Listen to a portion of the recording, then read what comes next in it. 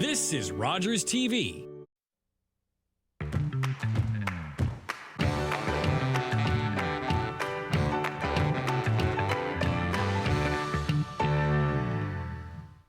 Welcome to this edition of Dufferin Life. I'm your host, Teena Avery. Thank you so much for joining me.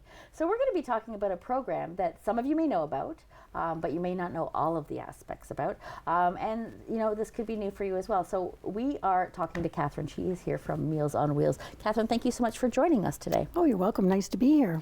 It's wonderful to have you here. This is your first time on the show, and I want to talk about the program from the basic level up, so we can kind of let everybody know. And there's so much more to talk about. We could probably do a full hour on it, but we don't have that kind of time. So I'm going to stop talking, and we're going to let Catherine do some talking. So tell us what the Meals on Wheels program is.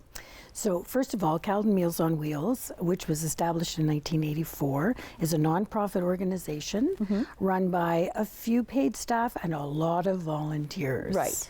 The meals program is provided throughout Caledon and into Orangeville for seniors, which is people over 65, Okay. and for people with disabilities. Okay. So you're providing meals for them. So how does that work exactly? Like, did the meals are delivered to the homes? Because I mean, some people obviously might not be able to come out, but is that they're delivered to the homes on a daily basis, or? Exactly. Okay. So we deliver hot meals 3 times a week. We do have our own kitchen with our own chefs. Nice. Fresh food from local farms. And really homegrown food. Right. We have a number of volunteers and many routes throughout Caledon and into Orangeville, where the volunteers go directly to the door and provide a short conversation, a hey, how are you, a little bit of banter, and then the meal is provided. Okay. Every 2 weeks we provide frozen meals, and that's a whole other delivery route. Okay. Yeah, and they're all delicious. Yeah, I have no doubt. So when we're talking about the meals that are being delivered, so they're kind of being provided. Are they provided for like the whole day, or are they provided? How does it work? They can order as many as they like. Okay. Because we deliver every second day, a lot of people will just double up. Okay. So there's a meal in the fridge for that day, and then they'll put one away for the next day. Although, because we have different sizes in meals, they can order a large size, and that'll do them for dinner as well. Okay. So that's good to know, absolutely. So how does somebody, if they're in need of this service, what do they do? They can just contact Caledon Meals on Wheels at 905-857 7651. Never she's get out my pro. phone. She's got this. The website's on the screen as well, and we'll provide that information at the end as well. So, so they would just give you a call and then go through that process. And not just 65 plus and people with disabilities, but for anyone who can't be cooking for themselves as a result of a surgery, or their caretaker may be away, or any number of reasons, you can still qualify for meal delivery. Amazing. So that's not all you do. So I want to talk a little bit about the seniors get-togethers and events and programming that you have as well. So tell us a little bit about the types of programs that you offer. Sure, definitely. So our seniors wellness programs, the word wellness encompasses 3 things, basically mind, body, and soul. And those are the things that we all need on a daily basis in order to thrive. A wellness program would include 45 minutes of exercise, probably a half an hour of nutrition, a snack, a coffee, and then either an educational program, a guest speaker, or fun and games. Oh, nice. Yeah, and it's all free. That is absolutely amazing. So where does this program, like this takes place in different locations, I believe, correct? Yeah. Because we're a grassroots organization, we go into the community to provide this programming.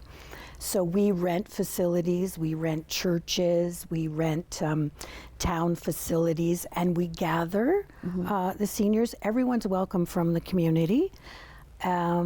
And we actually have 15 programs every single week, which would include 250 seniors every week. One of our mandates is to keep our seniors in their homes as long as possible. That's what they want, and that's what we want. Yes. You know, our society needs our seniors. They've lived long, lovely lives, and they want to continue to be active in the community and with their families and friends. Yeah, absolutely. I mean, there are seniors out there that are by themselves, and I think these types of programs help to kind of make them part of a community that they may not be a part of when they're home by themselves. Exactly. And that sense of community is what the programs provide. In addition, it gives them, they make friends. Right. They feel a part of it all. And that's the part that really connects with their heart. Yes, really I was going to say that's the part of the soul part of it that you really need. You need companionship. You need friends. You, I think it's so much better for your health to have that outlet, that the ability to laugh with friends. And definitely. Just get out of the house. I think we all feel that. You know, seniors are no different. We say, with any luck, we'll all get there. Yes. So, you know, it's a part of life that we want them to look forward to. Right. So let's talk about the exercise portion of it. So what type of exercises are they doing? So just like seniors, there's a variety of exercises, everything from chair exercises to full-blown cardio. Okay. Let's rock and roll. We use things like weights and bands, and everyone works at their own rate. Right. In the past and currently, we try to have our facilitators certified through Western University specifically for seniors fitness. Okay. Yeah, and that way we are, you know, within our realm, and it's comfortable for all our participants. Right. So if there is a senior out there that wants to participate and has like a mobility issue, they can participate as well. Absolutely. So we offer modifications to all of the exercises. Okay. Because we're all different. So when you're exercising, you're not really chatting. So when you come out to one of these events, you're going to do you're going to get your little ticker going, and you're going to, you know, make sure that you're getting healthy. But the social aspect of it is kind of the meal or coffee or whatever happens to be happening at that particular event. Yes, and the games. Yes. So we all love laughter and joy, and it's the way we connect. It's what gives us that get up and go each day. For our programs, as I said, because we're grassroots, we go into the community, and we're actually servicing locations in Shelburne, Orangeville, Cheltenham, Caledon East, Mono Mills, Palgrave, far and wide, including our home base of Bolton. There's really no other way to do it because Caledon, for instance, is 640 square miles of everything. Yes. How do we get to the seniors? That's one of the plights of service organizations is getting there, finding them, reaching them, and pull them out and have them join us. Yes, I'm sure there's a little bit of arm twisting from family members and friends that was just like, because I think, like, I mean, I think about my parents, and my mom didn't like to go anywhere near, like, you know, as she got older, and she, you know, you just kind of have to give a little, like, you know, you'll have fun when you get there, and then they realize, like all of us do, because I mean, I'm the same way. Like, you make a plan, it's three weeks away, you're like, yeah, I'm going out to do that, and then when it comes, you're like, oh, I don't know, but then when you go there, you see how fun it is, you see your friends, you see, you know, and then you're just, and that automatically creates that warm, happy, fuzzy feeling that everybody needs. That's the payoff, and hopefully that's what brings them back. Yes, yeah, for sure. So let's talk about another program that I know that you have. You have like the Friendly Visits program, and there's a couple aspects to it. So let's tell us a little bit about that. Sure. So we do have 175 volunteers, and they do everything from deliver meals to friendly visiting. They attend the social wellness programs and prep some of the food while the instructor is doing the exercise, and then they'll do special events.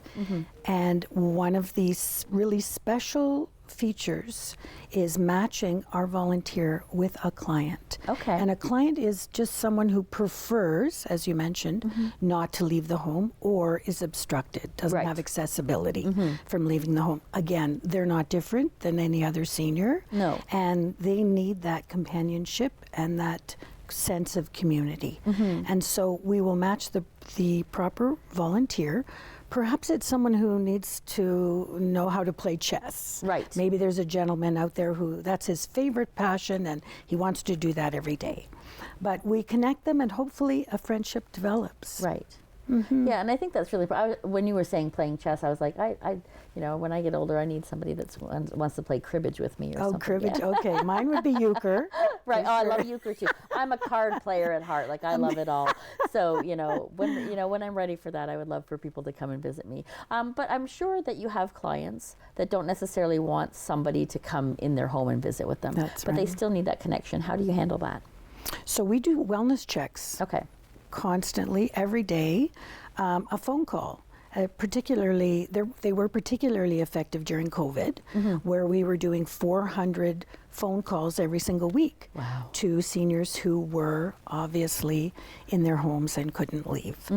So we still continue with that. Okay. So you can have a relationship with someone over the phone as much as you can in person. Oh, absolutely. I mean, back in the day, I'm going to say back past my day, so I'm not going to age myself too much here, but, people had pen pals.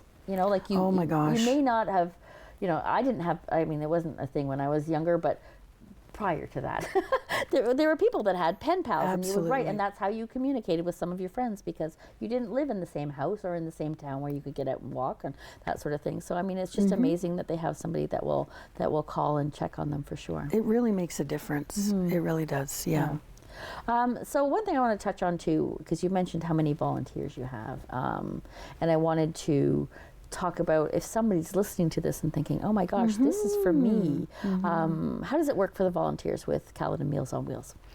Because we have so many programs, we will interview the volunteer and kind of get a sense of where they'd like to be.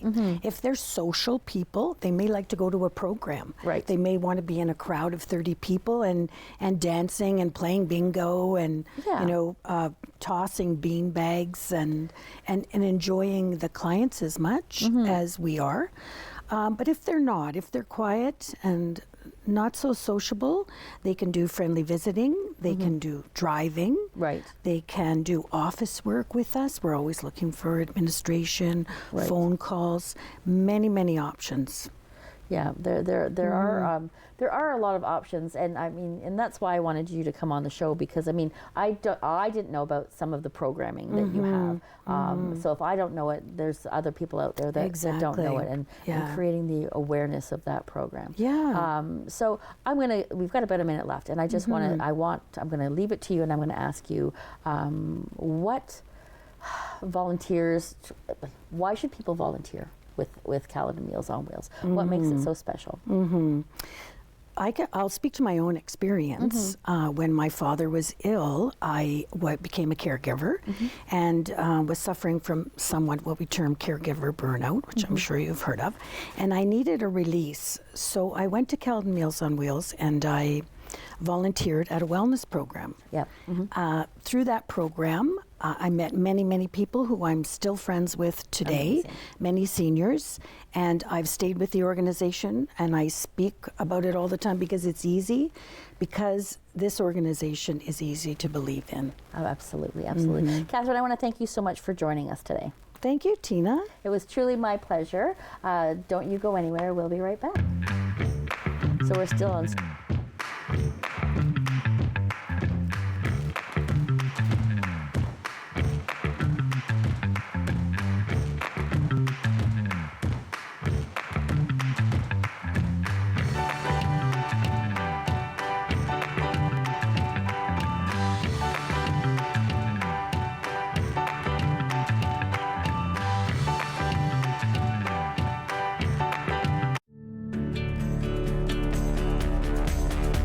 This program is brought to you by Rogers Xfinity, connecting you to more of what you love. Visit Rogers.com for more details. Are you a passionate content creator ready to expand your audience reach? Do you have unique stories, captivating hobbies, or special interests that deserve a spotlight? Rogers TV is here to amplify your voice within the community. We offer you the platform to broadcast your content to a wider audience. And the best part, it's completely free. Don't miss this opportunity to share your vision and engage with viewers. Find out how Rogers TV can transform your content journey today. Public transit, garbage pickup, parks and recreation programs, snow removal on your street. How can you stay informed about these and other important local services? Tune to City Council coverage on Rogers TV. See your community leaders at work on Rogers TV City Council coverage.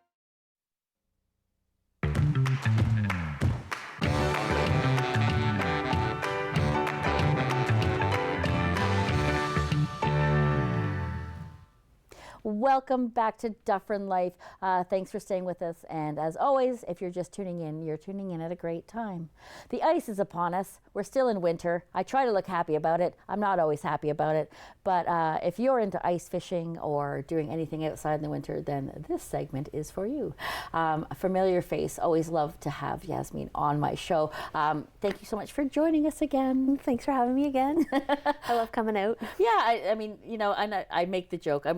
Well, we've had this conversation. I'm not I'm not a winter person. I would prefer to be all just bundled inside. No matter how much I try to get you out there. I know. Well, we got out fishing this spring. Summer, right? yeah. So we did get to do that. So that was new for me. And one day I'm going to make it out. I'm going to make it out. I mean, I'm not opposed. I just don't like to be cold. Anyways, let's stop with my rambling and let's talk to you about, there is a fishing derby coming up, a nice fishing derby. So let's start talking about what's going on there and when people can participate. Yeah, so it starts on February 7th. It's at the Island Lake Conservation Area. It runs for 10 days, ending on the 16th on Family Day, 8 to 5:30 each day. Okay. And we have a youth category, so 12 and under, and an adult category, 13 and over. And the adults can go for cash prizes. So the Friends of Island Lake sponsor this derby. Okay. And we have $2,500 up for grabs. Okay, I think I'm going to start to like ice a little bit more. Maybe I need to. But you actually have to catch the fish too, right? Well, this is it. Well, I feel like a pro. You gave me my tips. I mean, it's different. And we're going to talk about that. Let's talk about that, about how ice fishing is different from regular fish. Like, it's not like you're casting or doing anything. No, you're like just, so you don't need the skill to cast. You can just drop your line in the hole. Okay. We drill 8-inch holes, so they're about this big. Okay. Yeah, and we do everything. So if you've never been out before, I've never tried it before, you can come out. We have rods to rent. We drill the holes. We have bait. We even have heated ice huts if you want to stay out of the cold and wind, since Island Lake can be windy. Yes. So, and the staff are very knowledgeable. So if it's your first time out, they can help out with learning how to do that. Okay, well, you know what? Maybe that's something I need to try now. Well, because I'm thinking, it's heated. My little, I could just, it would be just cozy. Yeah. Yeah, we should do the show next time in a hut. Yeah. There you go. We will do that next year. Whether my producer would like me to do that or not. Yeah, 'cause, you know, I'll be nice and warm. I don't know where you're standing. Yeah. But yeah, absolutely. So it's the fishing derby. The object is to catch the biggest Longest fish. The longest fish. And we measure them in millimeters. Okay. So when you catch a fish, we have to be registered first. But once you catch a fish, you call in and we'll come out and measure it. Okay. And we have a board and it's a lot of fun. Okay. Yeah. That's very cool. And then they go back into the water. Yeah, in the winter you can keep them if you want, depending on your license. So Okay. you do need to have a license to fish in the derby. Okay. It does run over the Family Day weekend, so the family fishing weekend. So Okay. the Saturday, Sunday, and Monday of Family Day weekend, you don't need a license in Ontario to fish. Oh. So that's also cool. another great time to come out and try. And Family Day, we have a lot of activities going on as well. That's So, awesome. So you could potentially win, depending on your age. Yeah. But it is available for different ages as well. And I mean, honestly, it does sound like fun. I'm not as much of a stick in the mud as I make it out to see. I do actually venture outside, other than coming here to film my lovely show. Yeah. I do eventually do make it out there, but you know, it's one of those things. Oh, and let's talk a little before we hop into Family Day, because that's kind of where we're going. Yeah. But let's talk a little bit about the different things that people can do at Island Lake in the winter. Just a quick overview. So we do have the fishing, and then we are working and try to have skating going on the ice as well. That's you know, really weather dependent. Depends on what Mother Nature gives us to start with and how much work it is to maintain it. But we try to have a skating rink out on the ice every year. The trails are open, so you can walk. If we have enough snow, you can go snowshoeing on the ice. Nice. You can try cross country skiing, although our trails are a little bit kind of packed down from walkers and stuff like that. They're not optimal for skiing, but Terracotta Conservation Area is one of our other parks, and they set cross-country trails. So that's the place to go if you want to go skiing. Okay. This winter. Yeah. Good to know. I mean, I'd love to. I mean, skating used to be so much fun with the kids and doing all that when you're little and when they were little, and now I'm just old. But let's talk about Family Day. Yeah. So what's going on? So we've got the Derby happening through that weekend, but what else is happening? So the Derby ends, so then we'll have the award ceremony that day as well. But we have a learn to ice fish. So if you want to learn how to fish, like some of our knowledgeable staff will be out there, and they'll have a camera down the hole so you can see the fish and everything too. Very cool. So you can try different ways of ice fishing with like a rod in your hand, or one that does it on its own. It's called a tip up. So you don't have to hold it, it'll do all the work on its own. Okay, well, come on now. Come on now. Just like, you don't even have to hold the rod. That doesn't feel like you're ice fishing at all. But So you can sip your hot chocolate and keep warm. We'll have skating. We have snowshoe rentals, but they'll be free that day, so people can come out and try snowshoeing if the conditions permit, obviously. We'll have campfires going, and the Friends of Island Lake will be there selling s'mores and hot dogs to raise funds for the park. And the Rotary Club of Orangeville will be there giving out some hot chocolate. The YMCA will be there this year, which is new, and they'll have some activities for kids to do, stuff that they do at their camps, so they'll be doing those for kids as well.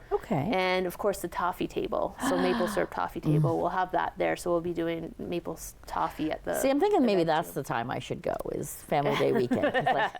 Like, I mean, listen, if I'm going out there, I'm holding the rod, I'm just going to say, like, I'm going to be... You got to try it, I got to at least try it, but yeah, I mean, that sounds like a lot of fun for all ages, right? Yeah, and it's from 10 to 4 p.m., 10 a.m. to 4 p.m.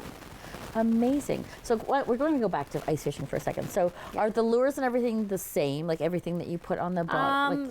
No, there are different lures. Because you are fishing somewhat for different fish too.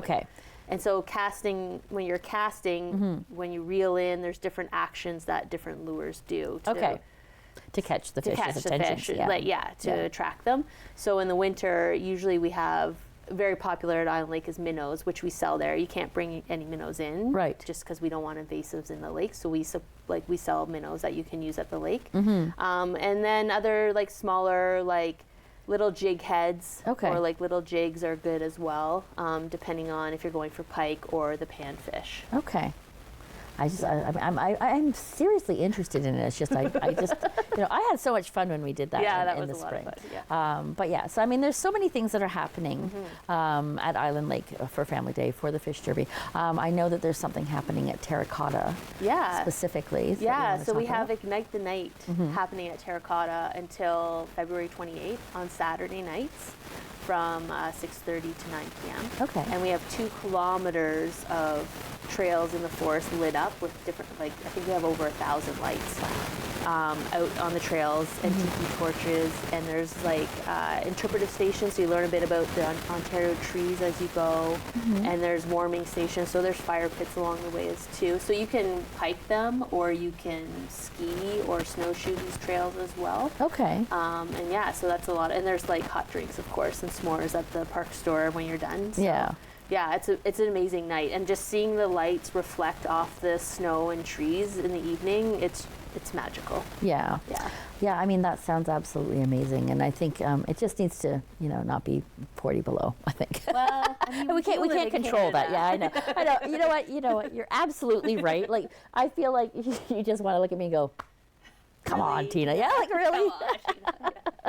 But yeah, I mean, honestly, I don't mind the cold weather. I know I've said it about 14 times, but I mean, I went and did. We're going to talk about maple syrup in a minute, but I did the maple syrup one year, and it was at night, and it was so beautiful. Yeah. Like, I mean, it was so, like, there's just a whole different perspective, and a whole, for me, like, just that whole calming, like, this is amazing, and you're actually really enjoying your surroundings. Yeah, it's a different experience for sure, because everything's quiet, right? Everything's in bed, and like the birds are, and, have crows and all kinds of stuff chirping away. So yeah, it's really nice. So that's amazing. So I brought it up. Let's talk maple syrup. I mean, you know, because I know how busy your schedule is, and I know that I can't always have you to come here for every little thing that's happening with Credit Valley Conservation. But let's talk about maple syrup. Yes, so it's happening at Terracotta this year, again, and running the last days of March break, and then the first weekend after March break. And we have a lot of events going on. So we have stations, like there's 5 interpretive stations to talk about maple syrup through different generations. Okay. So like from indigenous methods to settler methods to modern day technology through our own sugar shack. So there's lots of different stations to learn about the history of it and how it's been done. Well, I mean, techniques. like with everything, like technology has grown each time, like and through each thing, and to get those different perspectives, it's not just about eating it. It's about the learning, which is also very enjoyable. Yes, yeah. But I mean, I think I find it very interesting to learn about how it was done, you know, before how it's done now, which is still, I mean, there's technology involved, but it's still, it's not as technologically inclined as other things that are done. Like, there's the very advanced manufacturing of it. Yes. And then there's also what you can do at home too. So we kind of show a little bit, like we're not like producing a lot. We do still do a decent amount there, and we have a great evaporator. It's on the smaller side, but like we can still produce a lot of maple syrup, which we actually sell now. Too. So we sell our maple syrup that we make at the park now. Oh, so that's like nice. Limited numbers. So if you want to go, you got to go and grab it up. But and then so we're having, you know, face painting and wagon rides, and we have a trackless train this year that adults can also ride in, which I'm excited to try out. I'm not gonna lie. Right. And we have our pancake house as well. So they do pancakes, but also all kinds of maple infused different foods as well. So my favorite's pulled pork. Yeah, we're going out for dinner after this. I don't eat a lot of it, but when I do, it's at maple syrup time, so you get... Yeah, that is one heck of a combination. And I think over the years I've learned, like, you see these things that have maple in them that in my brain I'm like, that doesn't go. And then you try it and it's like... Yeah. I mean, but pork, it's always gone. Like, you've always had that, Yeah. But I mean, there's certain things that people put maple syrup on or just put that flavor in. And I'm like, I'm not sure how I feel about it, like maple bacon cupcakes and things like that. And like, you know, I don't know. There might be too much. Yeah. There might be. There might be. But I mean, it's definitely a lot of fun going out for the Maple Syrup Festival. Yeah, and we also have the Maple Mystery again this year. So it's a scavenger hunt to find out who did it. Ooh. Who done it? Who done it? So much fun happening at Island Lake in Terracotta. Make sure you check it out. Mark your calendars for the things that are happening in March for maple syrup. Get out to see Ignite the Night. And Yasmin, I want to thank you so much for coming and sharing with us again. No problem. Thanks for having me. Anytime at all. And thank you for joining us. Until next time, bye-bye for now. So yeah.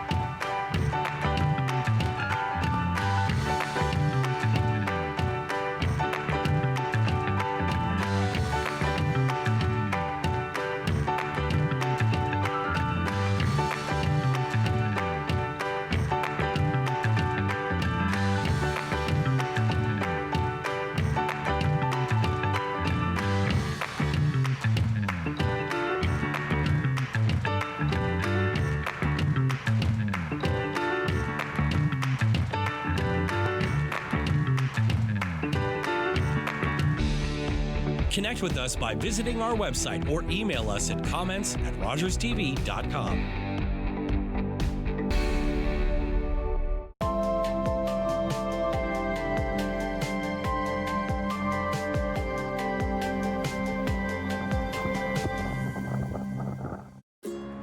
It's closing time, and you stayed out longer than you planned. So now you can't drive, and the buses have stopped running. You could always call your girlfriend. Or maybe your roommate? What about your best friend? You could just dial 1-888-TAXI-GUY.